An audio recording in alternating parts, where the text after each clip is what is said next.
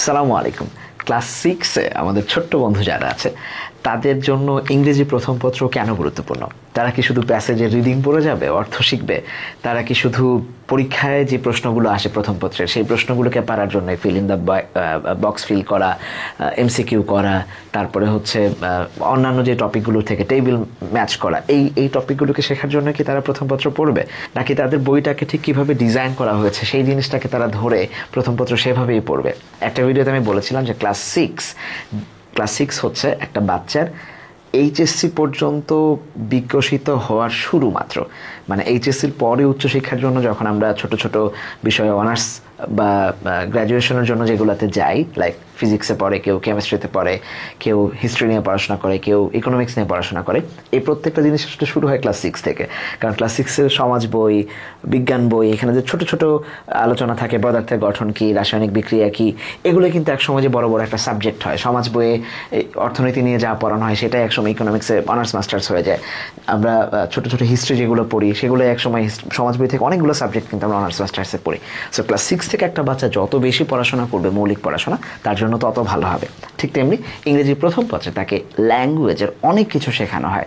কী কী শেখানো হয় আমরা যদি পুরো বইটাকে একটু জার্নি করি, আমি খুব ছোট কিছু বিষয় তুলে ধরবো, এর বাইরে অনেক আলোচনা হবে যখন আমাদের সাথে ক্লাসে কথা বলবো। সিনোনিম অ্যান্টোনিমস শেখানো হয় প্রত্যেকটা প্রায় সবগুলো ইউনিটের শেষে। আমরা দেখবো যে লেসনের শেষেই ছোট ছোট করে বলা থাকে যে match column A with column B opposite meaning, অর্থাৎ অ্যান্টোনিম খুঁজে বেড়াইতে বলছে, লং থেকে শর্ট হয়। আবার বলতেছে যেটা সিমিলার, অর্থাৎ সিনোনিমস ব্যবহৃত হয়, যে ইন্টারেস্টিং শব্দের সাথে কি যাইতে পারে, অ্যামিউজিং, লাভিং, অ্যাফ্রেড, গ্ল্যাড নাকি থ্রিল্ড। এই যে জিনিসটা একটা বাচ্চা কিন্তু 7-এও করবে, 8-এও করবে, 9-10-এও করবে। আমরা যখন এইচএসসিতে বাচ্চাদেরকে পড়াই একই জিনিস তাদের বইয়ে থাকে, এবং ইউনিভার্সিটিতে এই কোশ্চেন তাদের আসে যে সিনোনিম খুঁজে বের করো। সো জার্নিটা কিন্তু ক্লাস সিক্স থেকেই শুরু হয় সিনোনিম অ্যান্টোনিমসের। মজার একটা ব্যাপার হচ্ছে ক্লাস সিক্সে হোমোনিম দিয়ে প্রশ্ন আছে। হোমোনিম, হোমোফোন ল্যাঙ্গুয়েজের খুব গুরুত্বপূর্ণ জায়গা। কেমন? এই যে অ্যালবাম, এটা তাদের হচ্ছে 5 নাম্বার, মানে একদম প্রথম লেসনেই অ্যালবাম এবং hit can be used more than one meaning. আমাদের ইন্টারমিডিয়েটে যেই বাচ্চাদেরকে আমরা পড়াই এইচএসসির পরে, তাদেরকে আমরা শেখাই যে একই ধরনের শব্দ উচ্চারণ হচ্ছে, বানান ঠিকঠাক, কিন্তু অর্থ ভিন্ন হলে সেগুলো কী নামে ব্যবহৃত হয়। ক্লাস সিক্সে কিন্তু এগুলো বাচ্চাদেরকে শেখানো হচ্ছে, হয়তো খুব ডিপলি না, কিন্তু তারা জানবে যে এরকম একটা টার্ম আছে, এবং তারপরে তারা ক্যারি করবে 7, 8, 9, 10, একটা কন্টিনিউশন থাকবে।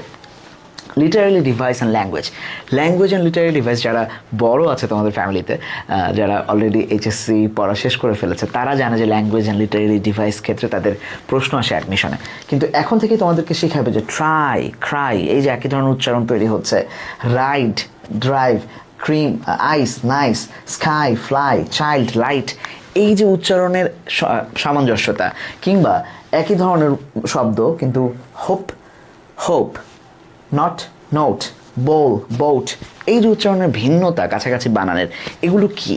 এগুলো হচ্ছে ল্যাঙ্গুয়েজের কিছু ফাংশন, যেগুলো তোমাদেরকে এখনই শেখানো হবে। খুব ছোট তোমরা, কিন্তু এখন থেকে এগুলোর সাথে পরিচিত হবে। তারপরে যাই গ্রামার ইন্টিগ্রেশন। আমি ব্যক্তিগতভাবে মানে এই ট্রেডিশনটাকে তুলে আনার চেষ্টা করছি, যেটা আমরা খুব ছোটোবেলায় শিখতাম। মানে পড়তে পড়তে বাংলাকে আমরা যেভাবে শিখেছি যে পড়তে পড়তেই গ্রামারকে বোঝা, গ্রামার মুখস্থ করে গ্রামারকে না বোঝা, সেই ইন্টিগ্রেশনগুলো কিন্তু শিখাচ্ছে। দেখো, যেই প্রত্যেকটা বাক্যে বা লেসনের শেষে বলে দিচ্ছে যে Bulbul collects rubbish from Shankar area, everyday he wakes up, এবং ব্যাখ্যা করছে কেন এস বাই এস বসছে, কোন টেন্স। আবার এইখানে হচ্ছে পাস্ট টেন্স শেখাচ্ছে ভেতর থেকেই, অর্থাৎ প্যাসেজ যখন পড়তেছি সেখান থেকে গ্রামার শেখাচ্ছে, এবং বলে দিচ্ছে যে একটা বাক্যকে আমরা প্রেজেন্ট করলে সেটার পাস্ট টেন্স কেমন হবে। অর্থাৎ একটা বাচ্চা ক্লাস সিক্স থেকেই টেন্সের সাথে পরিচিত হয়ে যাচ্ছে। যদি আমরা 4-5 বাচ্চাদের শিখিয়ে দিই, এরপরেও এইচএসসিতে দিয়ে দেখা যায় যে বাচ্চারা শিখতে পারে না, কারণ আমরা মুখস্থটা করাই। কিন্তু আমরা যদি মুখস্থ না করি, প্যাসেজে যেভাবে প্রথম পত্রে ব্যবহৃত হচ্ছে, আরও যদি প্যাসেজ পড়তে দিই আমরা বইয়ের বাইরে, তাইলেই বাচ্চারা শিখতে পারবে। এরবারে গ্রামার ইন্টিগ্রেশন একটা মজার ব্যাপার আমি খেয়াল করলাম, আমাদের এইচএসসির অনেক বাচ্চারই দেখা যায় যে যারা এইচএসসি শেষ করে অ্যাডমিশনে যাচ্ছে, তাদের এই নিয়মটায় ঝামেলা হয়। সাম এবং এনি কীভাবে তারা বসাবে, আমরা অ্যাডজেক্টিভ, অ্যাডভার্বের ক্লাসে এগুলো তাদের শিখাই, কিন্তু ক্লাস সিক্সে এগুলো শেখানো হয়ে যাচ্ছে, কারণ এটা একটা কন্টিনিউশন এইচএসসি পর্যন্ত যাবে। খুব অসাধারণ লাগছে আমার কাছে এটা। এই বইয়ে ইডিয়মস অ্যান্ড ফ্রেজ শেখায় একদম পারফেক্ট মোমেন্টে, ঠিক কী ফ্রেজ ব্যবহার করা উচিত, কোন ফ্রেজটা দিয়ে পরিস্থিতিটাকে ব্যাখ্যা করা উচিত, এই ধরনের জিনিসগুলো ল্যাঙ্গুয়েজের মধ্যে তাদেরকে শেখাবে।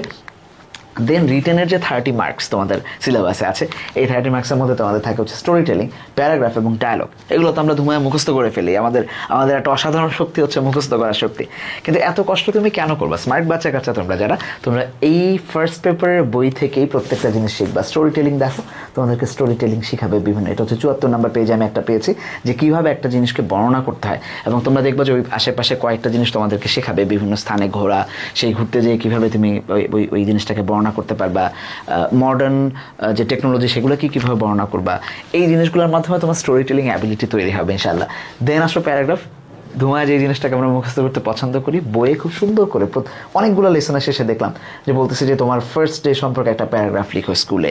তারপরে এখানে বলতেছে যে শর্ট প্যারাগ্রাফ গুড হেলথ, ওই যে টপিকটা পড়াইলো সেটা সম্পর্কে একটা প্যারাগ্রাফ তোমাকে লিখতে দিবে। অর্থাৎ তুমি ক্লাসেই যখন পড়বা তখন এমনভাবে এগুলোকে শিখবা যাতে করে তোমাকে আর মুখস্থ করতে না হয় যে কোনো জিনিস। তারপরে তোমাদের যে ডায়ালগ, অসংখ্য ডায়ালগ, তোমরা 4-5 থেকে সেগুলো পড়ছো, তোমাদের বইয়ে প্রত্যেকটা লেসনেই আমি দেখছি যে অলমোস্ট শেষে একটু না একটু টিচার আর স্টুডেন্টের মধ্যে কমিউনিকেশন হচ্ছে, দুই বন্ধুর মধ্যে কমিউনিকেশন হচ্ছে, গ্রুপ করে কমিউনিকেশন করা শেখাচ্ছে। পুরো বইটাই অ্যাকচুয়ালি তোমাদেরকে রিটার্নও হেল্প করবে প্রত্যেকটা টপিকে ক্লাস 6-এ। সো এখন তোমরা যারা খুব ছোট কিন্তু বড় হওয়ার ভার্জে আছো, তোমরা আস্তে আস্তে 7, 8, 9, 10-এ যখন যাবা দেখবে যে এই পড়াশোনারই একটা কন্টিনিউশন যেটা তুমি 6-এ শিখে যাচ্ছ। সো তোমার এই মুহূর্তে ক্লাস 6-এ তোমরা যারা, তোমাদের মানে বেসমেন্ট হওয়া উচিত খুব মজবুত, তোমাদের ইংরেজির দক্ষতা অর্জন করার যায় শুরুটা এখন হওয়া উচিত। আশা করছি যে তোমাদের সাথে আমরা ক্লাসে এই জিনিসগুলো নিয়ে কাজ করতে পারবো। ইংরেজি শেখাটা হবে খুব মজার, মুখস্থের ধারে কাছে আমরা যাবো না, আমরা রিয়েল লাইফ এক্সপেরিমেন্টের মাধ্যমে এগুলোকে আস্তে আস্তে শেখার চেষ্টা করবো ইনশাআল্লাহ। সো তোমাদের সাথে দেখা হচ্ছে লাইভ ক্লাসে এবং আরও কিছু ভিডিও নিয়ে ইনশাআল্লাহ পরবর্তীতে। আসসালামু আলাইকুম।